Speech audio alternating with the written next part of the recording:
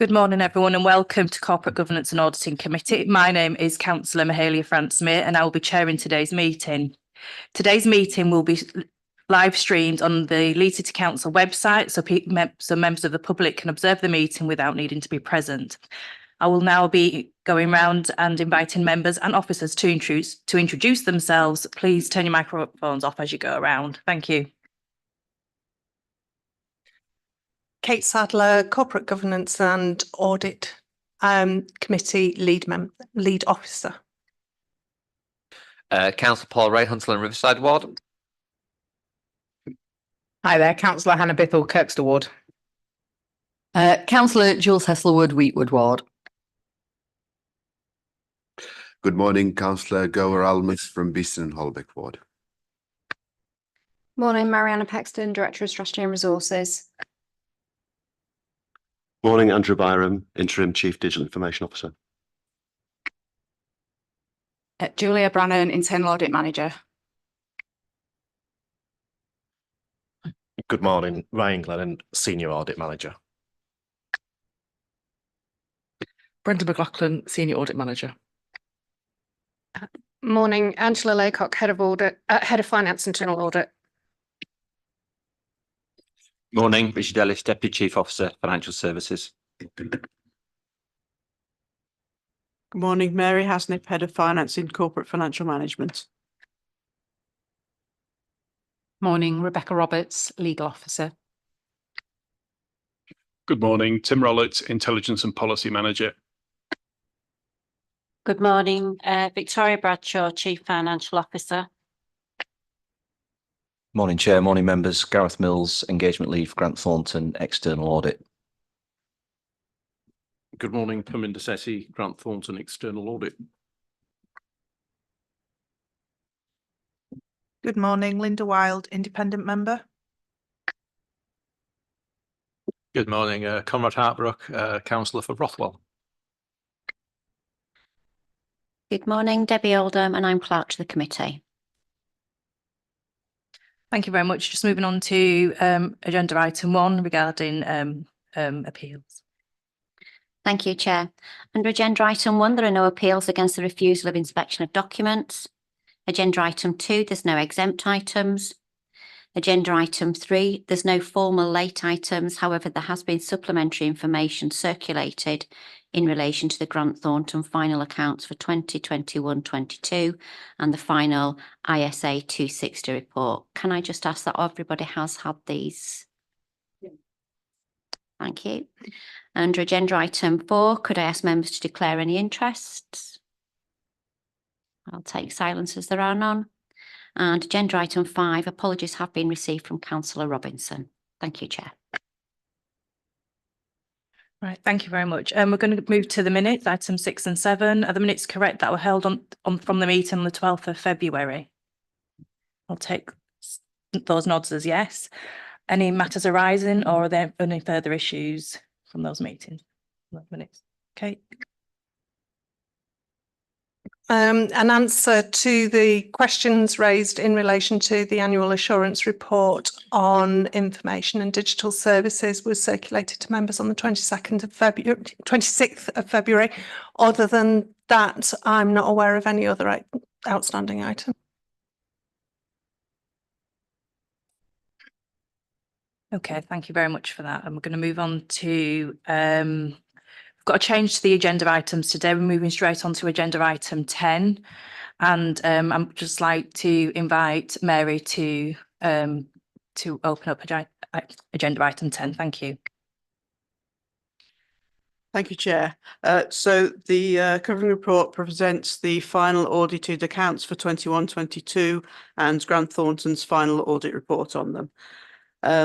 The covering report sets out the significant amendments that have been made to the accounts since the original draft accounts were approved back in July 2022, and notes that potentially any changes any events that occur right up until the point that Grant Thornton authorised the accounts may require further changes to the accounts.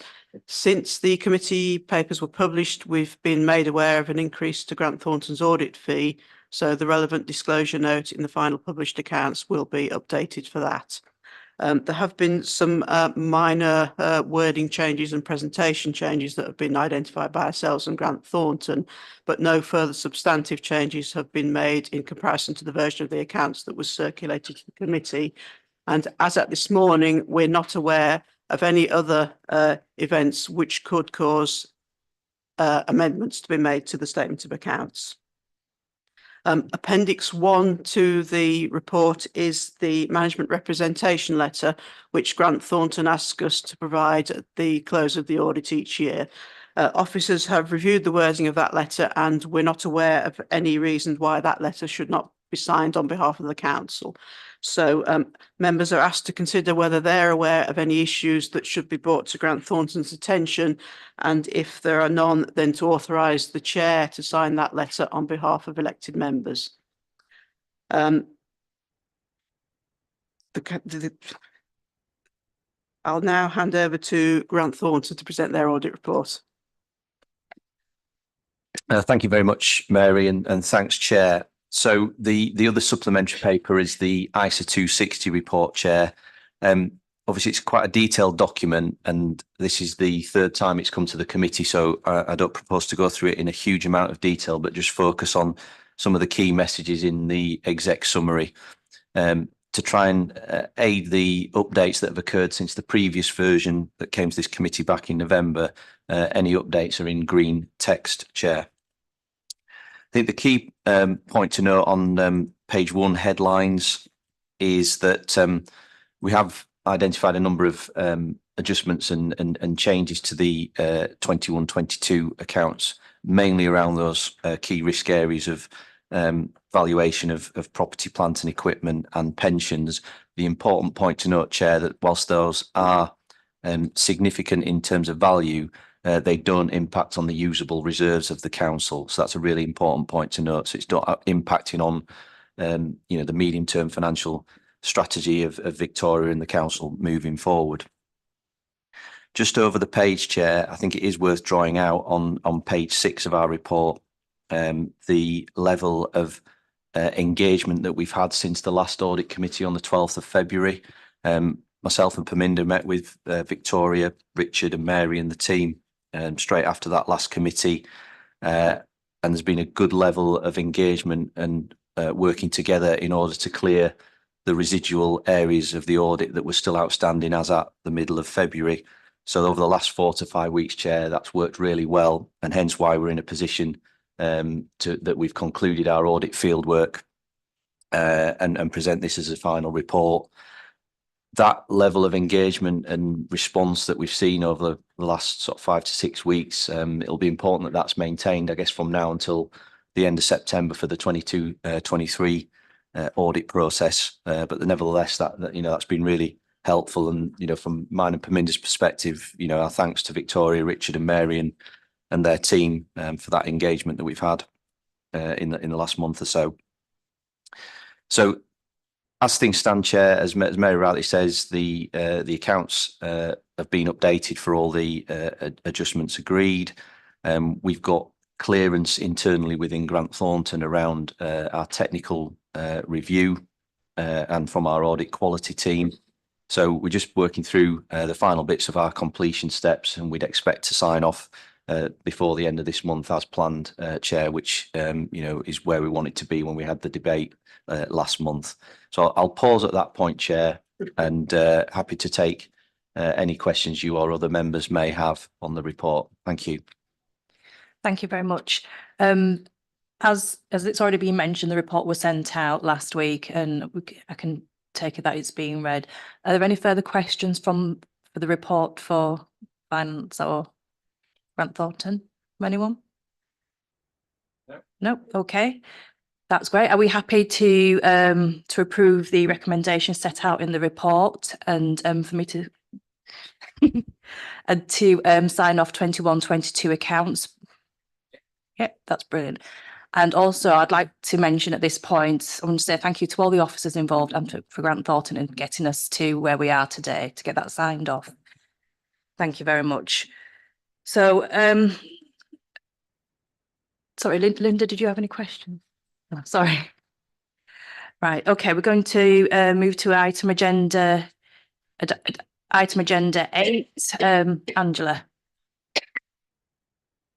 Thank you, Chair. This is our internal audit planning report for 24-25, and we've also brought our updated charter to committee. The plan report looks different to last year's plan report. Rather than developing a long list of audits for approval covering the whole year, we've sought to adopt a more agile approach. The report sets out our statutory obligations and immediate priority commitments for approval. Some of these will be ongoing throughout the year, such as the core business transformation work and the counter fraud work. We will report on our progress against these reviews in our update report in June, along with our planned activity for the next period for approval, and subsequent update reports will also follow this format. By regularly reporting on our audit planning authority, we are able to highlight clearer links between emerging organisational priorities, changes in recognition of risks, both corporately and at directorate level, and internal audit activity. And that should provide the committee with important sources of assurance that internal audit is value adding and risk based. In terms of our charter, we've updated it to reflect the additional responsibilities of the Chief Audit Executive and how we maintain independence if reviewing areas he is responsible for. And we've also updated Section 10 on reporting to reflect our more agile way of working, and acknowledging that we don't always issue a traditional report with an assurance opinion when we report on our work. And it also includes our recommendation tracking process. Does anyone have any questions?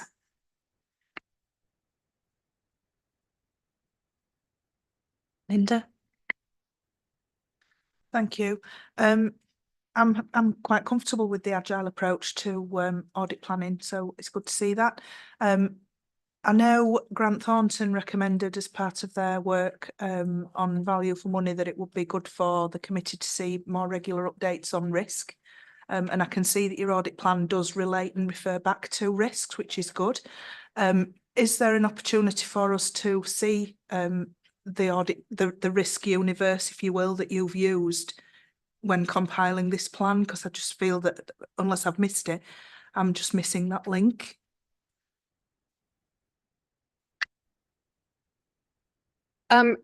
We can share that. What we've done is we've done some baseline planning to pull together a list of all the areas to audit, and we've got some key prioritization criteria against those. But yes, we can share that with committee.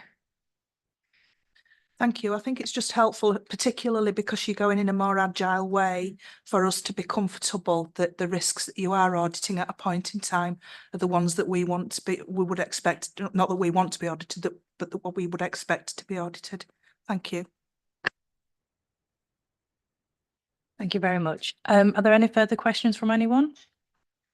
You can, Councillor Biddle. Thank you. Yeah, just a really quick comment. I was pleased with the changes. It feels like a lot of the things that have been amended are things that we've discussed this year in this committee. And the fact that it's discussed here and then it's impacting moving forward, I think is a really is a credit actually to your team. So I just wanted that recorded. Thank you. Thank you very much. Any further questions? No, okay. Are we happy with the recommendations set out in the report and taking on Linda's feedback as well? Yeah. Okay. Thank you very much. Right, moving on to item agenda 9, annual assurance report. Andy and Claire, thank you.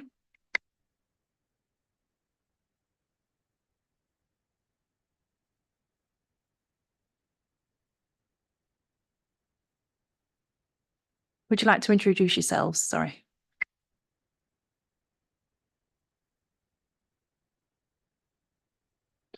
Yes, good morning, everybody. My name is Andy Dodman. I'm the Chief Human Resources Officer for the Council. Good morning, I'm Claire Matson, Head of HR for Recruitment Resource and Employee Relations. Thank you very much, Chair. So item 9 is our annual report to this committee, which sets out our position as regards to employment policies, procedures and practice across the Council, and seeks to provide assurance to the committee that that's appropriately managed and reviewed. The reference period for our report this year is the calendar year of 2023. As you'll see from the paper, much of the detail is set out in Appendix 1 of the document, which much of the content that was set out in Appendix 1 has also been shared and discussed with the Strategy and Resources Scrutiny Board, and some of the content has also gone to Executive Board over last calendar year. There's quite a lot in Appendix 1, so I don't intend doing the page turn, taking you through all of it. But I thought it might be useful just to give you a few very quick highlights, as this is an annual report. First thing to say is obviously the content of a lot of our activity as set out in the paper in Appendix 1 is underpinned by our 5-year people strategy, which obviously dovetails to the organisational plan and the organisational values. Just in terms of some of the very specific activity that we've worked for over the last calendar year, we just draw your attention to the new recruitment and selection toolkit and guidance that was issued during the year. In addition to that, we've also refreshed and updated our health, safety and wellbeing policy, which was a big undertaking for us. This committee will also be mindful that during last year, there was an internal audit on organisational culture, which obviously had an impact on some of our work. So obviously we are working through the actions and recommendations from that. One of the other big activities during 2023 in late spring of that year was obviously the staff survey. So obviously we spent much of that year reflecting on the content of that and obviously the action planning as a result of that. And final thing, perhaps just to draw your attention to, is obviously the survey of internal control, which is an important mechanism for us to check how well embedded our employment policies and procedures are across the organisation. And in Appendix 1, we're just giving you some analysis as to the outcome from that. I'll pause there and perhaps invite whether Claire wishes to add anything that I've not mentioned. I think I wouldn't add anything at this stage. Okay.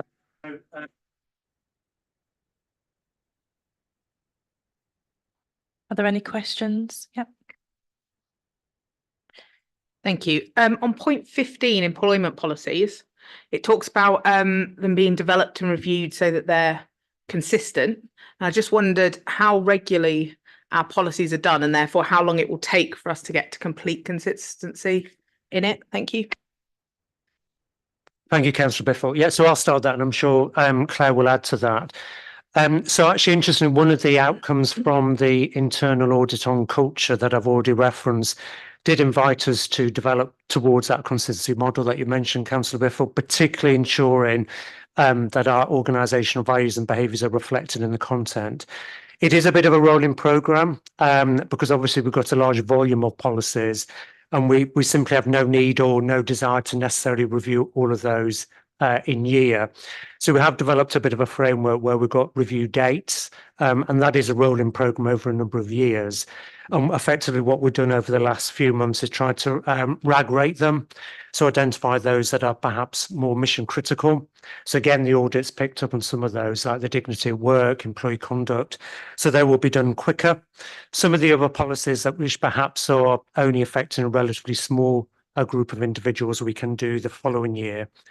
So it probably will take us 2 to 3 years to build in that new framework. Thank you. Any further questions, Councillor Biffle? Yeah, thank you. If it's in order, it would be good, I think, for us to see that RAG rating, if that's okay. Thank you. Councillor Hesselwood. Yeah, policies should be reviewed in line with the trade unions, and the trade unions obviously should be involved in that. Speaking as someone who works part-time as a trade union officer, as well as being a councillor, this is something I do. So I know, for example, we were just having discussions about the menopause policy and the fact that I think we wrote it in 2021. In lockdown, because I remember I was, as women's champion, I was involved in writing it, we were on Teams. And we were having a discussion, and I did mention that as it's now 2024, that should be up for review. So as Councillor Bithell said, it would be good to have a list of, every 2 to 3 years, they should obviously, as you know, they should be reviewed in line with the unions anyway. So it would be good for us to have that list, so we know that rolling programme of which year which policy will be reviewed. Yeah. Yes, thank you. You're absolutely right. So obviously many of our policies and procedures, particularly those that are contractual, obviously we will collectively consult with the trade union. So that rolling programme that you rightly mentioned is predicated on the trade union process too, and predicated on their priority of those procedures. So we don't just choose ourselves. It is obviously in liaison with that audit, but also our trade union colleagues. So more than happy to provide that framework for you. Thank you very much. Councillor Dowson. Thank you. You've got point 12, a review of the code of conduct has begun, along with the development of a new flexible working policy, a regrade policy and changes to family leave, all to be implemented in 2024. Now, I'm not sure if you're aware, I'm chair of standards committee now, and obviously that's within our terms of reference at point 5. To sort of advise the authority in relation to the adoption, etc. I'm just wondering on timescales for that. When are you planning on pulling that through? Okay, so some of the review is related to legislative changes. So there's going to be some legal changes to the carers leave provision, also some change to pregnancy and family leave provision. So obviously the timing will have to respond to what happens in that broader employment context. Claire, just in terms of, you've got your hand up. So do you want to answer the next part? Thank you, Councillor. We're in the process of just doing the first draft run through of the code of conduct to identify where changes might need to be, highlight the changes. So we're working with legal at the moment. So we're just building the time frame at the moment in terms of when we would come back. I think the last meeting that it would have come to, we weren't quite ready for it. So we're just in the process of scheduling that in for probably one of the next meetings that you've got scheduled in the diaries, because I think it's only twice a year. We'll meet as often as necessary. Okay, thank you very much. Councillor Ray. Thank you, Chair. I know this is something I raised last year, and it was around how we're monitoring performance improvement with the organisation. And it was highlighted last year that this committee had significant concerns over the lack of what appeared to be formal or meaningful performance indicators. Now, I'm looking for this report, and obviously it's mentioned staff management. It's not really gone into any of the detail that we'd previously asked for in terms of actually understanding where we are for such a large organisation in terms of performance improvement, bearing in mind the really serious key motivations around it, making sure that the public are getting value for money and that staff are doing what they need to do. So, one, can I ask why that's not in this report? And secondly, when you will actually be bringing for a meaningful assessment of where we are on performance improvement within the organisation? Yeah, thank you, Councillor. So during the last year, the 2023 reference period, obviously a huge amount of activity in this area, not least because of the content of the last time we were here. So just a few highlights that are in the paper referencing performance management. So for the first time, we do have very explicit managerial expectations set out in the organisational plan.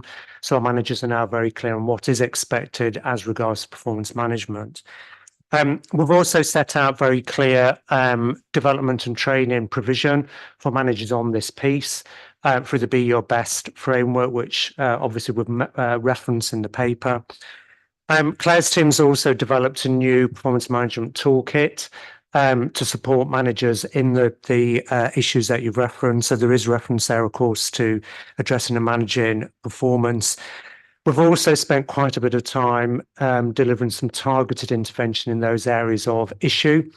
So there's been some focus on that, as well as some particular interventions. What we've not done is we're not reporting on the specific number of cases in this area. Those cases are increasing, but we tend not to report on those specific numbers. But obviously, if the committee do want some additional analysis, very happy to provide that. Yes, because that was the very specific request from last year. And with respect, you may not wish to do it, but if this committee wishes to see it, this commission wishes to see it, and you should have had that conversation with the chair as to why you've not followed what this committee has asked for. In the end, we're trying to ascertain whether or not this organisation is running effectively and efficiently. And ultimately, in the end, understanding how many of our staff are on performance improvement plans and what's being done. Having the policies is great. Having the understanding of actually what it's doing on the ground is important to us. So yes, I think that needs to come back with the discretion of the chair. And certainly by the next time we have this report next year, that should be in the report, because that was what was specifically asked for last year and has not been done.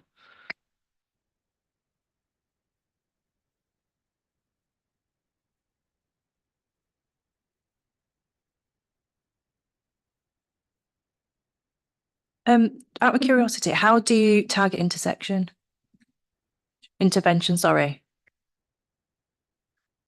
In terms of our specific, yeah, so that will depend very much on conversation with relevant chief officers and heads of service. So obviously we have a relationship with those, and depending on their size of the organisation, of their teams, but also on some of the measures that we do look at in terms of KPIs and outcomes. If there are areas of concern, we'll identify that through the staff survey and the KPIs. So that will help us to identify particular areas of targeting. Thank you. Are there any further questions? Sorry, any further questions? Right. Okay, Linda. Thank you. I think linked to the performance management point that's just been made, and also linked to the question around the application update of all the policies and having that on a rolling programme. Is there something around assurance about adherence to policies required in this paper? I know you've got the meaningfully monitor section, and is something that, you know, linking to the performance management point, that we could have something, you know, see something at this committee that shows, give us comfort about how you'll get second and third line assurance over adherence to those policies? Yes, thank you. Yeah, no, absolutely. We can work on that. So I've mentioned the survey of internal control, which gives some assurance, obviously the outcome from staff surveys and the other interventions we do with managers. But yeah, we can certainly work on that. Thank you. Councillor Dowson. Sorry, we're just debating the graphic on page 11. And I've just had an opinion that it could mean something, or it could just be to make it look pretty. But I can't quite understand what the colour scheme is on this, because I don't have there's no key on it. If you read the numbers, you understand it, but it isn't sort of, and it was just a comment, so you've no need to answer on it. But going forward, if we can have some kind of, make it a bit clearer, because graphics are quite important.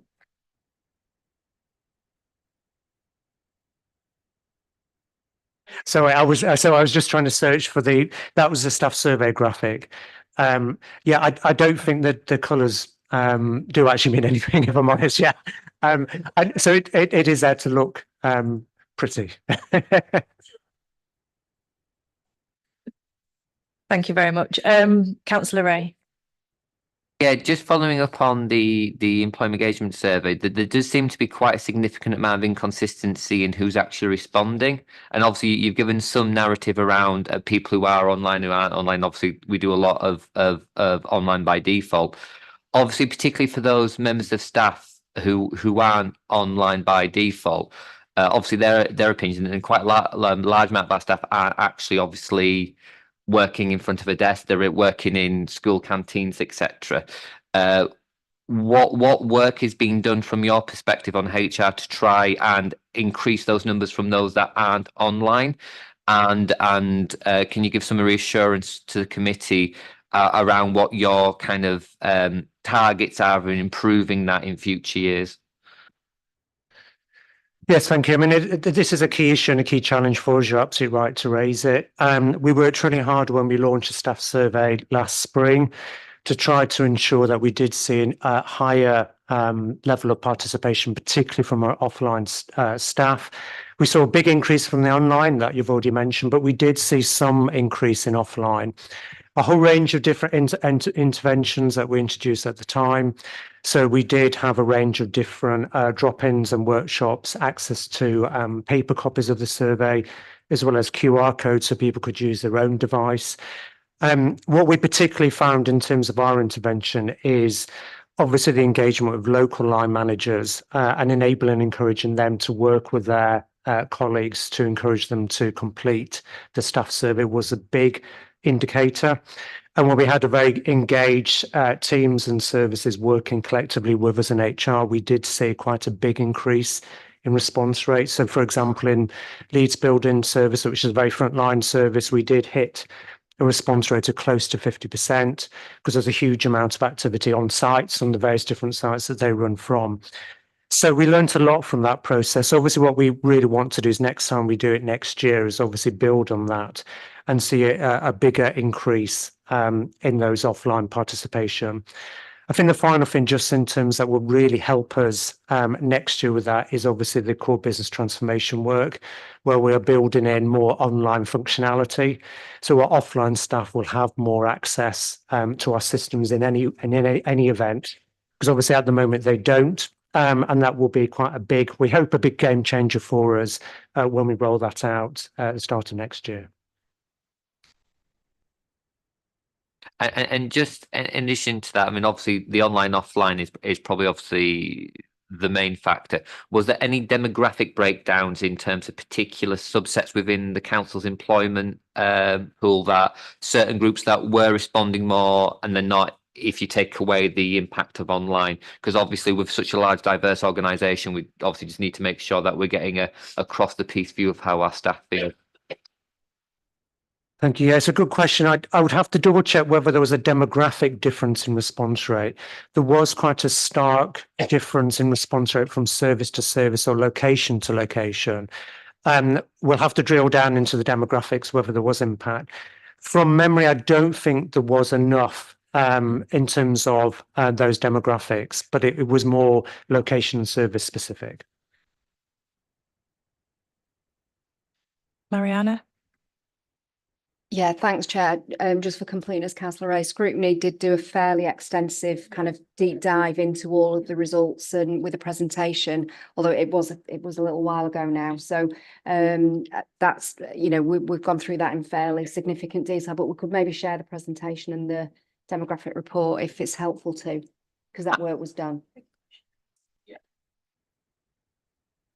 So on count as well. I don't think it's a need of going to it. I think it's just the reassurance that it's been looked at and that it's actually been commented on this. So I don't think we need the granular detail. Just actually, we do know there's an issue, or we do know there's not an issue, and we've looked at it. I think just having that narrative, which is really what this report should have, is what's missing, so that we have the assurance that it's been looked at, so we don't raise it, if that makes sense.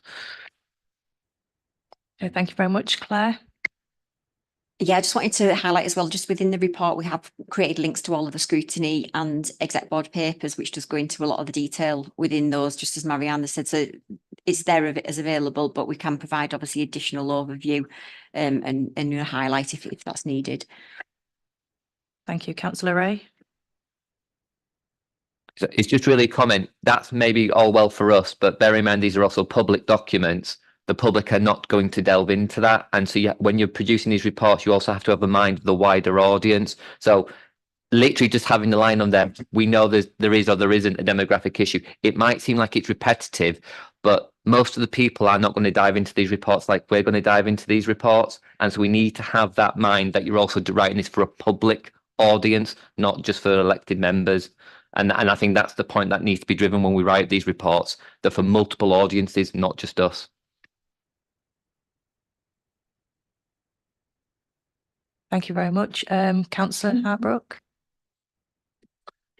Building on what Councillor Ray said in part, I mean, observationally, in terms of organisations I've ever worked in, a roughly 50% response rate feels really quite low. I'd normally expect to see 80% plus in most organisations I've ever worked in, many of which have, you know, a mix of office-based jobs and staff-based jobs. So, and I think in the absence of getting a high response rate,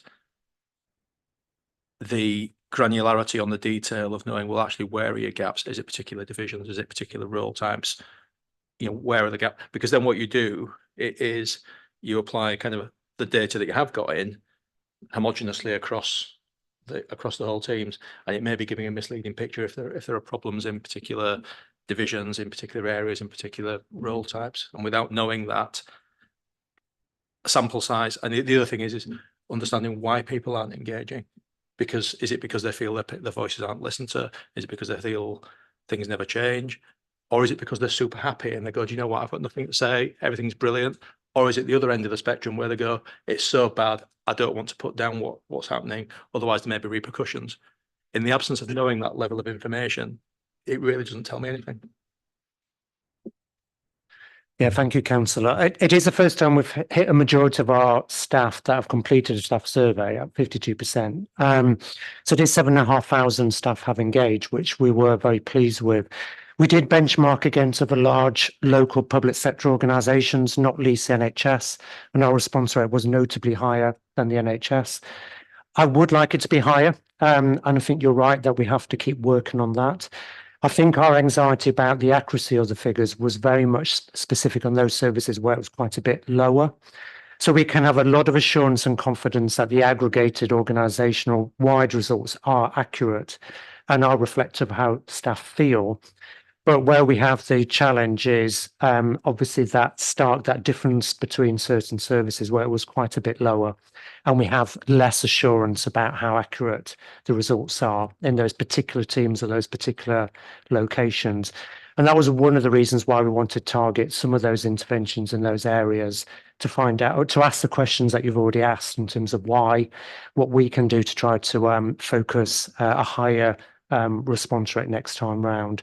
So the data that we gathered last year will really help us to do that, and we are determined to keep pushing and driving up that response rate. Thank you very much. Would you like to come back on that? Yeah, two questions. I guess going back to the point is average doesn't really tell you anything, because average happiness across the council may mean something as a corporate entity, but if one area is ecstatically happy and another's damn miserable, you get an average, which is okay, which is not really the kind of what we should be reporting. I think the other question is, final question is, do the departmental heads and directors, etc., have anything in their objectives or sort of aims to drive reporting up, and is that measured and reported back on? Thank you. Yeah, so certainly a lot of the analysis and information we shared really wasn't focused necessarily on that corporate level for the reason you've described.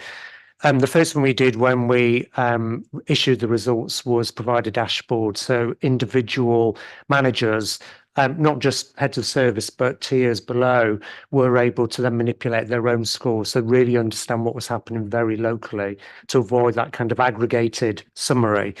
And we certainly focus our intervention at that level to try to understand the particular interventions and actions we needed to avoid, you know, that summary, that generic aggregated concern that you've raised.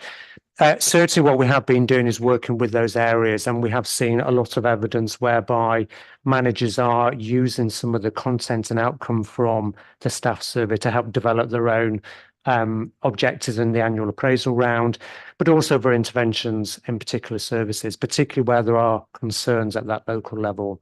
So we have been very keen to make the relationship with the staff survey results with the appraisal process. Okay, thank you very much. Mariana? Andy's answered it. I was just going to mention the dashboard and the link to appraisals and things. Thanks. Okay, thank you very much. Councillor Dowson? Yeah, it's just on point 88 about benchmarking. 52% does seem very low. Do we benchmark and against what and whom? Yes, we do benchmark. As mentioned earlier, we benchmark particularly against similar sized organisations within local authorities, but equally our anchor institutions in the city, so particularly the NHS, because they're of a similar size. And as noted, our response rate last year was higher than those benchmarked organisations. But as I said earlier, it would be great to be higher, and we are committed to increasing it. So we only actually benchmark on the percentage of people filling the form, or do we? I'm just not sure out what we benchmark.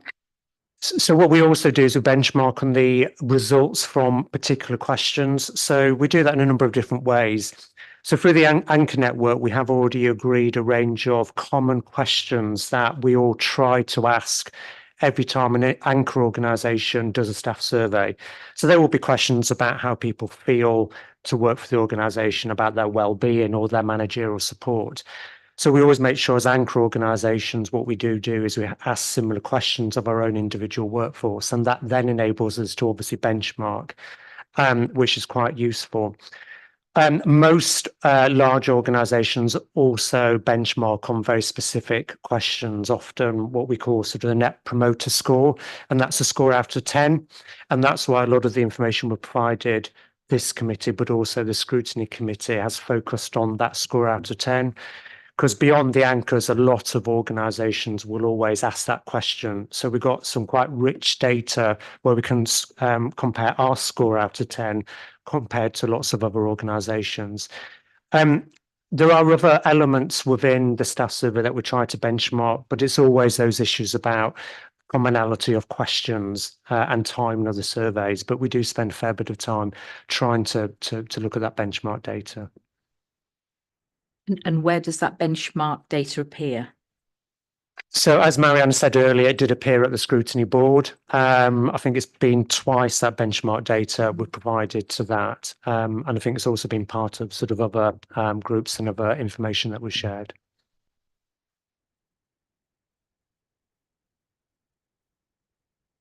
Has it been here?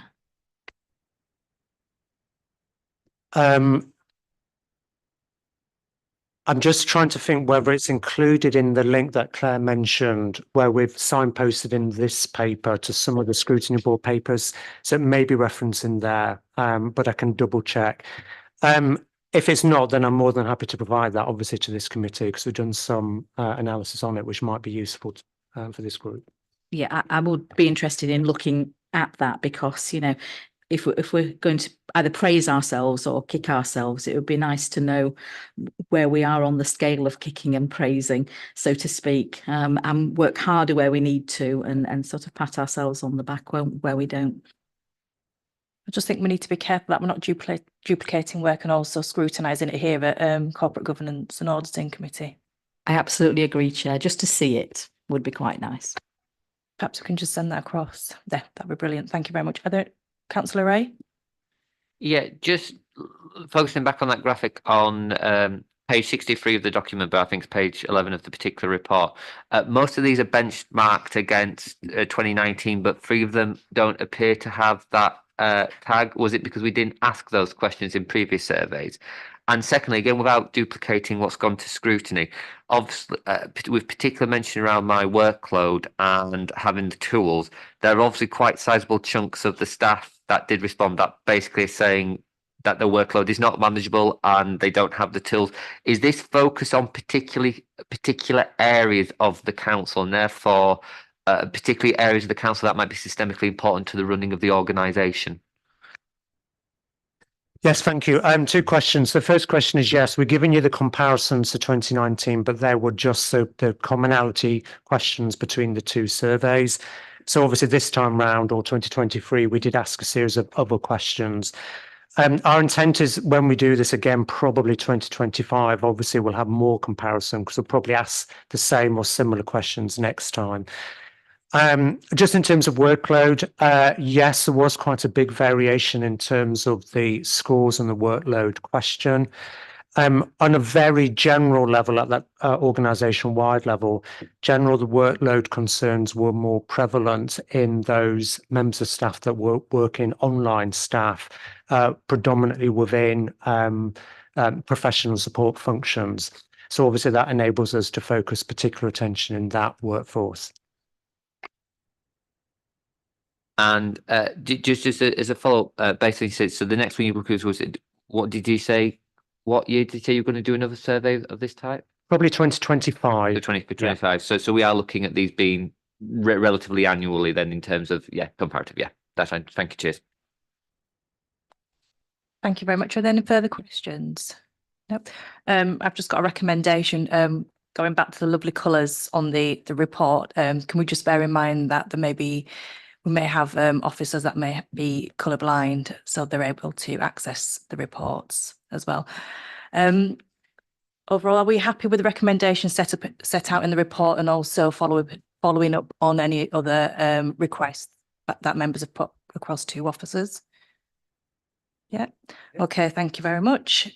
We're going to move on to item agenda 11, the work programme. This is simply presenting the proposed work programme for the next year meeting, next municipal year, with the first meeting happening in June. It brings in the standard assurance reports, but also gives the committee an opportunity to look at the council's approach to transformation. Firstly, looking at the core business transformation work that's going on. So any comments that members may have on that? And then secondly, there is the development programme for members, which should support that work to ensure that you can give the robust challenge that the committee needs to give. Councillor Ray? Yeah, it's just a general question. I mean, some of these reports are obviously, they come year in year. And are we moving to more are we still having standardized reports? Are we moving more to an exceptions-based process where actually if something significantly changes, it's then brought to our attention rather than, because I get there's obviously insurance, but insurance for insurance sake, when there's so much the organisation is doing, having that, we talked about it earlier, having the ability to be adaptive. Are we just effectively bringing the same standardized reports but slightly updated? Are we moving to a more of an exceptions-based process where actually something has substantially changed and therefore we need to update our assurance so that then frees up more time to look at other areas of work?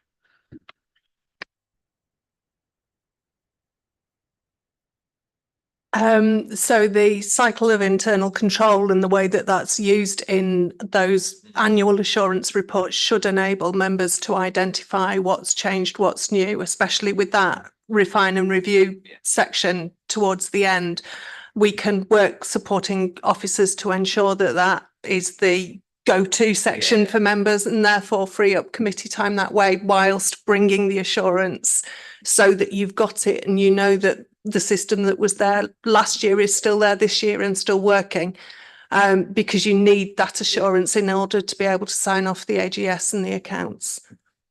I mean, if that segment could be tied up then so we can be a bit more focused with our questions, then if we know if something's pretty much, if 95% of it stayed the same, but then there's 5% that's changed, that's probably the 5% we want to focus on. So that bit can be beefed up, as it were, so that it's actually more clear that it's showing the exceptions to what's changed in previous years. I think that might make for more useful conversations. Absolutely, more than happy to work on that basis.